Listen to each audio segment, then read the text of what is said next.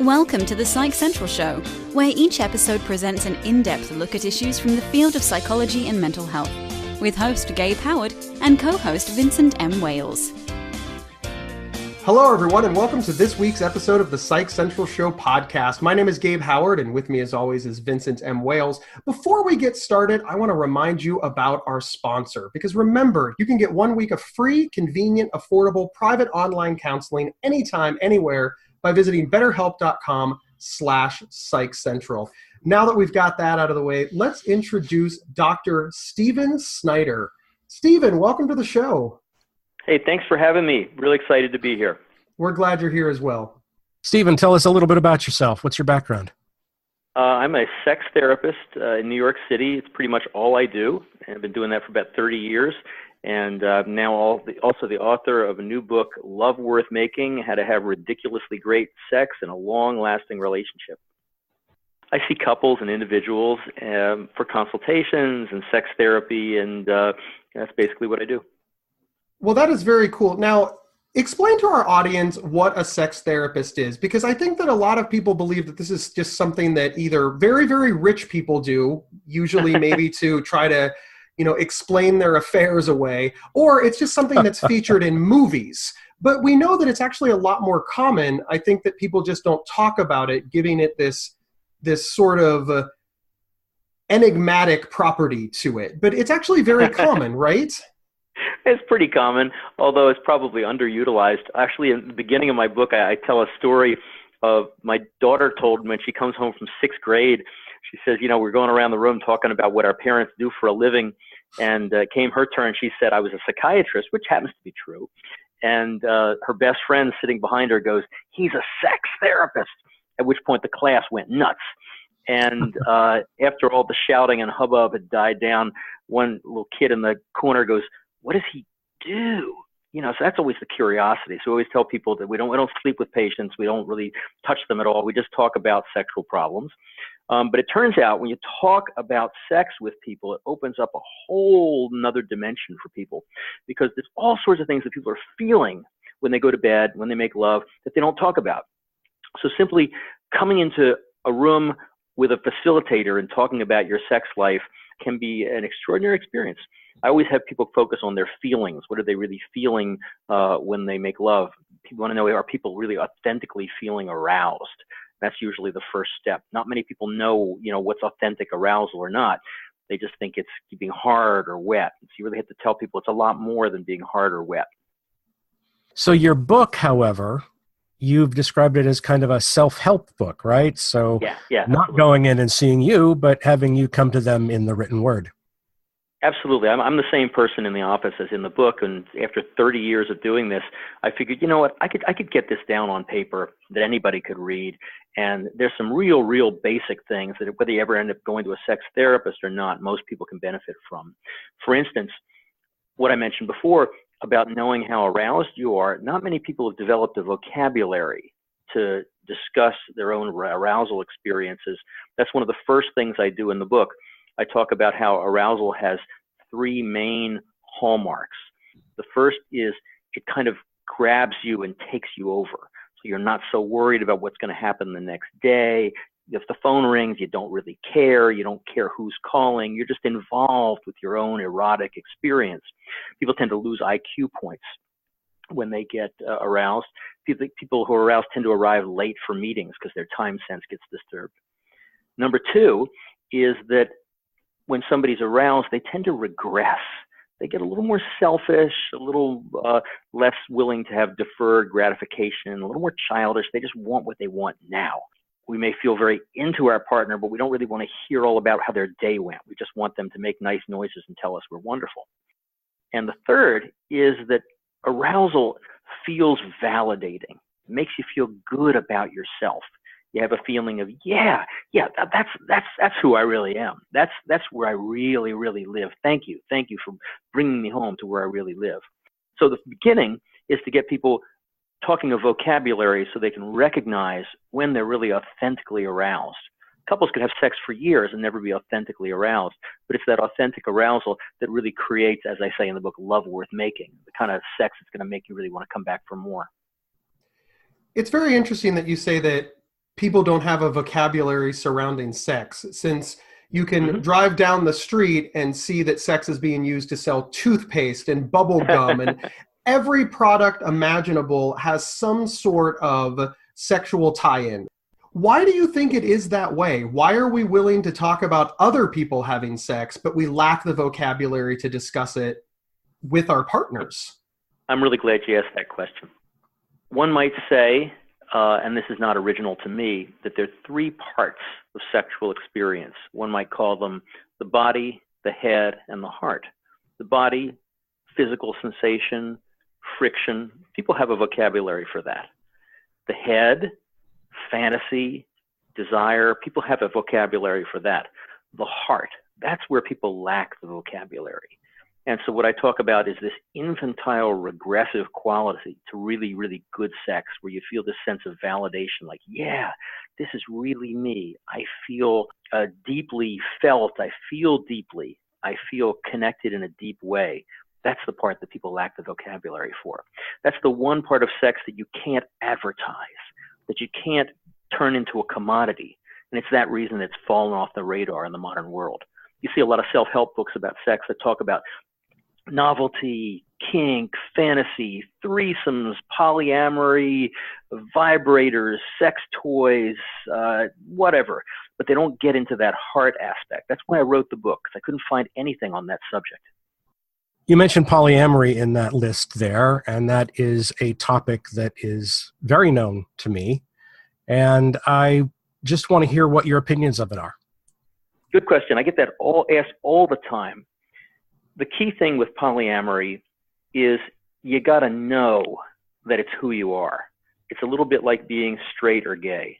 There are some people for whom monogamy never really made that much sense. They go, I don't understand why I should be restricted. There's some famous books about this. People saying, people act like there's a shortage of sex out there. There's not. It's enough for everybody. And these people tend to be low on jealousy. They tend to be a little untraditional in their thinking. And for them, polyamory can work quite well. I think the trouble is when you get somebody who's not naturally a polyamorist, who turns to it in order to repair a relationship that's hurting. Like, we've hit a dead end as a couple. Maybe it'll help if we open up the relationship. That tends not to work very well. It's a little bit like saying we've hit a dead end as a couple. Why don't we have a baby? That tends not to work very well either. And the reason is the same. The reason is you're introducing a third person. And that third person is not just a need-satisfying object to balance your relationship. It's a whole new individual with their own set of complicated needs. And they're usually going to take rather than give. And so that's why it doesn't work. That's the problem I see the most often. The other with polyamory is one person who wants to try it and the other is not that enthusiastic and ends up being kind of talked into it, which doesn't work out very well. The best is when you have both people who really are on that wavelength and they go, this is really who I am. I'm really somebody for whom this makes a lot more sense than monogamy ever did to me. It just happens to be who I am. Does that fit with your viewpoint, or is it different? 100%. Yes, okay. I was right with you, and I've been nodding along the whole time you've been talking, and it's okay. It's unusual because so many people don't understand what polyamory is supposed to be about, which is that the focus is on relationships and not just sex. Oh my God, yeah. My favorite book about polyamory is More Than Two. Do you know by what's his name, Vo? Where he was the one who gave me the idea about the people are not just need-satisfying objects; they have their own needs. And most people who try to do polyamory, they have a primary couple, and they're setting boundaries to make sure that the primary couple is okay. The problem is it makes the third person into a non-entity. It makes the third person as somebody who doesn't have rights. And I think that's one that Franklin Vo is very, very eloquent about, talking about, that third person's a real person. They have real needs. Well, I appreciate that a lot, because you're right. A lot of times we tend to look at relationships as how do they serve us, and how do they serve us sexually seems to be right up at the top there. One of the things that you mentioned in your book is something called simmering. And I'm not going to try to explain what this is because you're on the show. Can you explain to our audience what simmering is, please? Glad you asked. It's one of my favorite subjects. Simmering means enjoying being excited without any expectation that it's going to go anywhere in particular. It has no goals. It's just excitement for excitement's sake. It says that feeling excitement is a good thing, even if you don't end up having sex. Most couples make the mistake of only getting excited when they're going to have sex. The rest of the time, they take care not to get excited, as if it's some kind of illness or something. They want to avoid it. And they only do it when they're going to have sex. So, classic example of simmering is two high school students in between classes. They have 3 minutes in between classes. They meet at one of their lockers, embrace, inhale the scent of each other's hair, breathe together, hold each other, their bodies mold together. Then the bell rings. They kiss, look deeply into each other's eyes, and they run off in opposite directions, each feeling a little buzzed. That's ideal. Every married couple should do that as much as they can, because it keeps the erotic temperature in the relationship at the right level. If you're like most couples, though, you only get excited when you're going to have sex. So it's important to remember, get excited even when you're not going to have sex. Is it a little frustrating? Yeah, sure, but that's what keeps you in the game. You should simmer before you go to bed at night. Instead of kissing your wife or husband goodnight, simmer them goodnight. Just a little bit getting excited and then fall asleep. And instead of kissing your spouse goodbye in the morning, simmer them goodbye. Do the same thing as those teenagers. Hold, inhale, breathe together, mold your bodies together, kiss, look deeply into each other's eyes, and go off feeling a little excited. It's a great way to start the day. So why don't most couples do this? They simply don't know. Oh, there's so okay. many things. There's so many things in sex therapy where you tell couples things and they go, "Oh yeah, of course." For some reason, people just don't think about it. One of the reasons, and this is something else that I hammer about over and over again in the book, is that couples think about sex as a series of preparations for orgasm. Orgasm is the big bugaboo in sexual relationships. As a matter of fact, one of the definitions I give of a sex therapist in the book is that we're the rare person in the world who doesn't really care about orgasms. The reason we don't care about orgasms is everybody else cares about them so much. And couples often get into bed thinking, are we going to have sex? Well, okay, we're going to have sex. What's the fastest and most convenient way to give my partner an orgasm? And in the process, I mean, that's like going out to dinner and saying, okay, now how do we get dessert? It's ridiculous. There's no way to enjoy having dinner. Dessert should be an afterthought after you've really enjoyed the dinner. Then the dessert tray comes around and you go, oh, wow, we get dessert too. That's great. But you really want it to take you somewhere special. You want it to have had an arousal experience where you got really dumb and happy and lost some IQ points together first. Then you go and have dessert. And that's good. You know, it's interesting. I want to, full disclosure, when you said that orgasms aren't important, me as a man said, the hell you say. I agree with everything that you said. I too, you know, I consider it flirting, like a little self-disclosure. You know, I like to leave with a deep embrace or a passionate kiss, because I sort of feel that it's like foreplay that builds up for a few days. But I want to be clear. I still, even if I'm following all of the simmering rules, I still see sex in the future. And that's actually my question. The simmering thing doesn't sound like you're saying that orgasms aren't important. It sounds to me like you're saying, hey, look, you can extend it out so that when you finally get to the finish line, it's like better. I don't want to put words in your mouth. So how do you feel about that idea? I guess I don't think of it that way. I think of it that orgasm is really the dessert at the end of a good meal. It's wonderful, but it's not the reason you went out to dinner.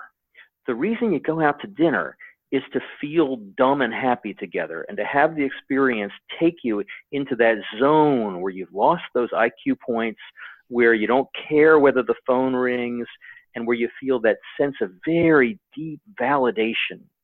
It's a kind of entrancement or hypnosis. And that's what people remember when they remember really, really good sex. They don't remember their orgasms. It's hard to remember an orgasm. But that feeling of really, really being aroused, that stays in people's minds. And I know this is different than how most people think about it. That's why I wrote the book, because most people are under this tyranny that says, oh, when am I going to come? When are you going to come? And in the process, they're just having dessert and they're missing the whole meal. So it's a contrarian viewpoint, perhaps. One of the things that I'm thinking is I suspect that a lot of women are going to agree with you and that a lot of men are going to disagree with you. Have you found that to be the case, and why is that the case? No, actually I haven't. I've found it the opposite. I find that most men tend to agree with me, and most women agree, but there are a few women who disagree passionately. And I have this in the book as well, where they say, no, my orgasms, they are much more than dessert. They are a whole thing. You know, the legend of Tiresias, who was the figure in Greek mythology who had spent part of his life as a man and part of his life as a woman. He was always asked, you know, which had been better sexually. And he goes, oh, hands down, woman is much better. He said, you know, and I quote a transgender writer, a male to female transgender, whose name is Julia Serrano in the book, where she says they're boygasms and girlgasms. And as somebody who's had boygasms and girlgasms, she goes, oh no, the girlgasms are so much better. They're really a main event. So there you have it. I will never have a girlgasm in my life, so I'm just speculating. But I think there are some women for whom this is not the case.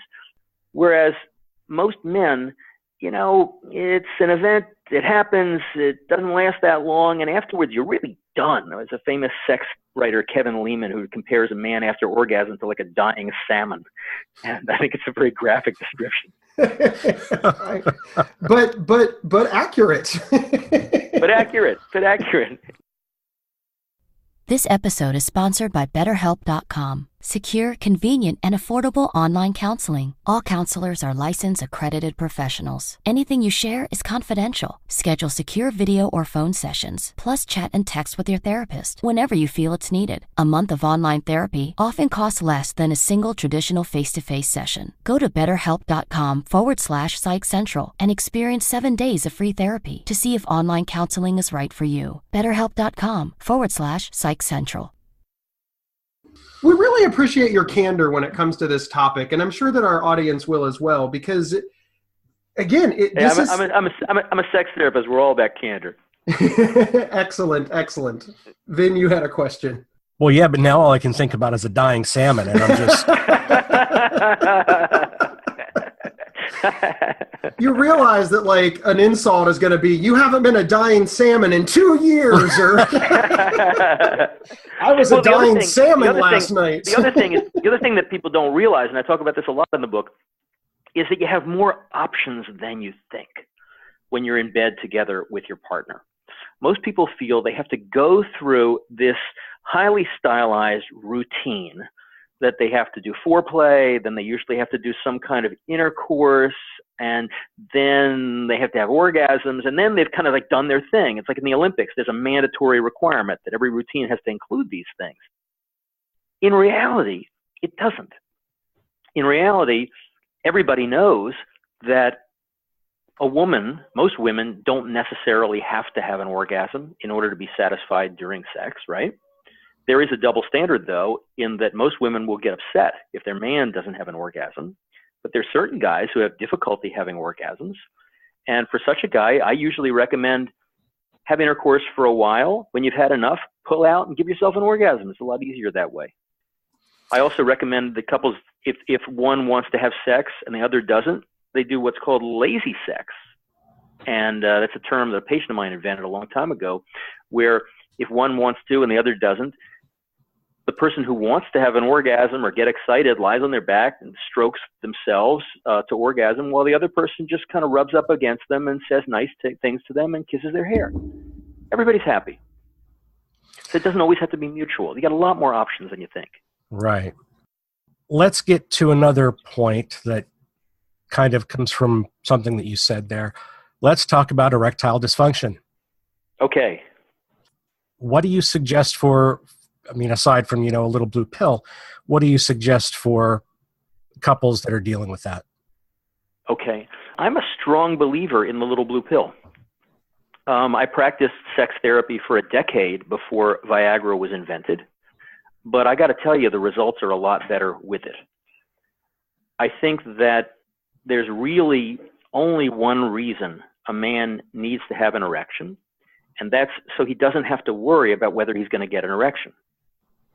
An erection for a guy is like the projector at the movie theater. He needs the projector to be working so you can enjoy the movie. He didn't want to think about the projector. Nobody wants to think about an erection. Neither a man nor a woman wants to worry about a man's erection. So I think the little blue pill is a fine thing, and I have several examples in my book, and I may be a real outlier here, but I don't think so. I wrote an article once called, "Can a Man Make Love Like a Woman?" The answer is yes. A woman doesn't have to worry about whether she's going to stay hard or whatever. She can just feel whatever she feels. If a guy has an erection, he can just feel whatever he feels. So that being said, there are two kinds of erectile problems. There's one where a guy's erections are fine unless he's with a partner. And when he's with a partner, they go down either at the beginning or often right before penetration, which is very, very confusing for everybody. And the rule of thumb there is that the penis is the most honest part of the body, and its vocabulary is limited, yes or no. And the key in sex therapy is trying to figure out what it's saying. Very often it's what's called shy penis, that the penis just wants to get to know the person first before it does any kind of penetration. And usually that gets better within a couple of weeks. But there's some guys that freak out so much about it that it becomes a more persistent problem. The other is physical erectile dysfunction, which is epidemic really among guys age 40 and over. And I see a lot of guys who suffer needlessly because they're afraid to take the pill. These pills are so good that a large part of what I do in my practice with these men is to encourage them to take it, to say it's okay. You know, your wife uses a lubricant. Why can't you use a pill? It's the same thing, really. They both make up for the fact that there's some age-related decrease in blood flow. Okay, but I think there's another one that we need to address too, which is that is brought on by drugs. Antidepressants, for example, can lower your sex drive and lead to those kind of problems too. And, you know, a lot of our listeners are people who are on medication. All right, so I'm really glad you asked about this because there's a lot of confusion both among the lay public and also in the research literature about this. There are basically three parts of sexual function. There's desire, there's arousal/erections in men, and there's orgasm. The most common part of sex that's affected by serotonin reuptake inhibitor antidepressants is orgasm. It's a predictable dose-related effect of it. That's why it's frequently used off-label for premature ejaculation. It simply raises the threshold of how much stimulation you need in order to activate the orgasm reflex. Make sense? Yeah. The second is desire. It's well known that some people on these medicines lose desire, sometimes significantly so. And that's sometimes a problem, sometimes not. Sometimes can be quite helpful if a guy's a sex addict and he's masturbating 3 or 4 times a day to pornography. You can really cut that down with one of these medications. The least understood and rarest and most idiosyncratic, hardest to predict, is an effect on erectile dysfunction. In my experience, it's roughly 1 out of 10 guys take these medicines experience some degree of erectile dysfunction. And it's extremely important as a practitioner to watch guys like a hawk when they're taking these medicines and ask them in every session, are you still getting morning erections? Are you still getting erections with self-stimulation? Are you still getting erections with your partner? And to make sure that there's been no decrement in their erections. If there is, the only thing I know to do about that is to stop it. Stop the medication, because maybe another medication won't have that effect. You sometimes have to try several of them before you can find one that doesn't have that effect. So I'm really glad you asked, because it's an extremely important public health issue. Thanks for the response. Thank you so much. Now let's switch gears a little bit and talk about probably the most common complaint that we can read anonymously on the internet. What would you say to a couple that has dramatically different levels of sexual desire? So one partner wants to have sex daily and the other partner wants to have sex monthly. So we're talking a wide chasm here, not just slight, but daily versus monthly. Yeah. Well, let's take the simplest example. The man wants to have sex daily and the wife wants to have sex monthly. The best solution for that is what I call lazy sex. He wants to have sex at nighttime. She doesn't. He goes, well, let me have some lazy sex. She says, fine. He lies on his back and she holds him, rubs herself up against him, helps him get excited, and strokes his hair, says nice things to him while he gives himself an orgasm with his hand. Then she falls asleep. She doesn't have to get up to urinate afterwards, and everybody's happy. And there are lots of couples who do that a lot. It's a lot better than the guy having to go in the bathroom and turn on his phone and look at pornography. That's lonely. Why not do it in bed with your partner? But what if that's not a good option? I mean, I could see that filling in a gap if it was, once a week versus twice a week. But to use those numbers there, you've got you're masturbating with your wife 29 times versus having traditional sex. Well, I mean, that's. Okay, let's bring out some more options. Let's go deeper. You really want to know why the wife doesn't want sex more than once a month. Sometimes, as the famous saying in sex therapy, it's because the sex they've been having isn't worth wanting. So the important thing is what's actually going on when they're having sex. And you can find very interesting things when you really get into the nitty-gritty. In sex therapy, we call this a sexual status exam. We talk, okay, blow by blow, tell me what happens first, what happens next, and you'll find out things that it becomes crystal clear why the woman doesn't want to have sex more than once a month. For instance, maybe he takes a long time to ejaculate, and it's become really a drag for her after about a half an hour, and she's getting sore. Maybe he's very quick to ejaculate, and she doesn't want to get frustrated because it's over too fast. Maybe she really craves for him to go down on her, and for some reason or another, he doesn't like that, so she's frustrated. Maybe she's having pain, which is very, very common, and there are lots and lots of other reasons. So I think that you don't want to take that one at face value. A lot of times it's possible by enhancing everyone's needs being met during sex and working out some of the difficulties that a person can be much more willing to have sex on a more frequent basis. Thank you so much. I really appreciate that answer. You're welcome. Let's focus on sex therapy exactly. How does that work? Well, sex therapy is just psychotherapy, but it's focused on sex. Like any psychotherapy, it has to do with a person becoming aware of all aspects of their experience, what they're really thinking and feeling, talking about what they think and experience, and learning to self-observe and figuring out what they really want and how to get more of what they really want. It's about as simple as that. There are some more specialized techniques. The original ones were developed by Masters and Johnson, which were really mindfulness techniques, where people focused on their ability to pay attention during physical stimulation and not to get distracted by negative thoughts, to stay in the moment. Those can sometimes be useful. Some sex therapists rely on those more than others. I probably rely on those a little less than most sex therapists, chiefly because that kind of sex therapy usually requires a number of sessions, and most patients I see want results in a lot less sessions. So I don't have time to become a mindfulness teacher like the original Masters and Johnson series. Okay. So when you're giving the speeded up version of sex therapy, what is your focus then? If it's not going to be the mindfulness, then where do you go? Yeah, the actual Masters and Johnson techniques, which if you see a therapist once a week, can take really several weeks to get going, and not everybody likes them. I put those at the end of my book. If you've gone all the way to the end of the book, get instruction in those. The beginning of the book are the quicker techniques. For instance, simmering, just taking a minute or two just to enjoy the erotic moment for its own sake. You can do a lot with that. You don't need a lot of sex therapy for that.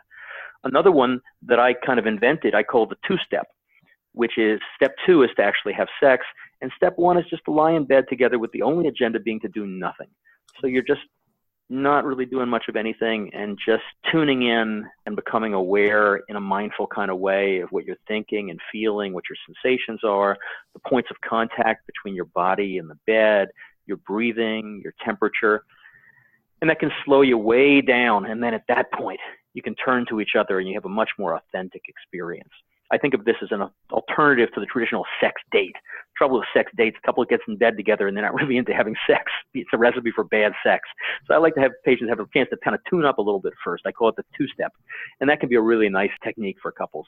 So between simmering, the two-step, lazy sex if you need it, other kinds of options if you need them, that can help a lot of couples. You don't always have to go the whole Masters and Johnson, couple of months of doing these intense mindfulness routines. Got it. Thank you. You're welcome. We're trying to bring it into the 21st century. People's Right. lives are a little faster these days. Yeah, they are.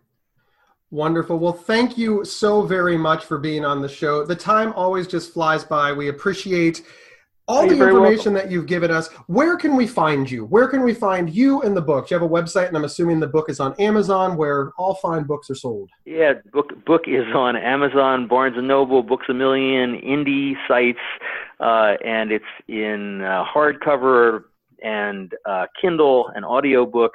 And the best way to find the book is to either come to my website, which is sexualityresource.com, or to the book page, which is loveworthmaking.com. The title of the book is Love Worth Making. Wonderful. Thank you so much. And to all of our listeners, we will see you next week. Thank you for listening to the Psych Central Show. Please rate, review, and subscribe on iTunes or wherever you found this podcast. We encourage you to share our show on social media and with friends and family. Previous episodes can be found at psychcentral.com/show. PsychCentral.com is the internet's oldest and largest independent mental health website. Psych Central is overseen by Dr. John Grohol, a mental health expert and one of the pioneering leaders in online mental health. Our host, Gabe Howard, is an award-winning writer and speaker who travels nationally. You can find more information on Gabe at gabehoward.com. Our co-host, Vincent M. Wales, is a trained suicide prevention crisis counselor and author of several award-winning speculative fiction novels. You can learn more about Vincent at vincentmwales.com. If you have feedback about the show, please email talkback@psychcentral.com.